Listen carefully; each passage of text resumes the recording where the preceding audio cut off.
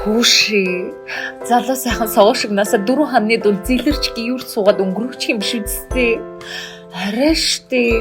Найз нөгөө дандаа спа оржсэн би Шангрилад хамаг амтны хараг булаасан жинхэнэ жимби амтан байсан чинь Синдрелла шиг юм хум цэвэрлсэн дотоод гоо үзэсгэлэн гоотойгоо л мөнхрөх гээд штэ.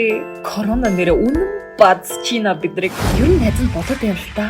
Залуу сайхан хүмүүс гэртээ ингэж байгаа байж гэж юу аах вэ? Би алт эрдэнэс шиг өөрийгөө нуугаад байж гэж юу аах. Одоо юм шинэ амьдралдаа зоригтой хөл тавиад орох хэрэгтэй гэж бодож. А гэхдээ бүгд шинжилгээндээ хамрагдаад вакцины явуулалтанда жирийн тал орчих юм бол ямар асуудал үүсэх юм бэ?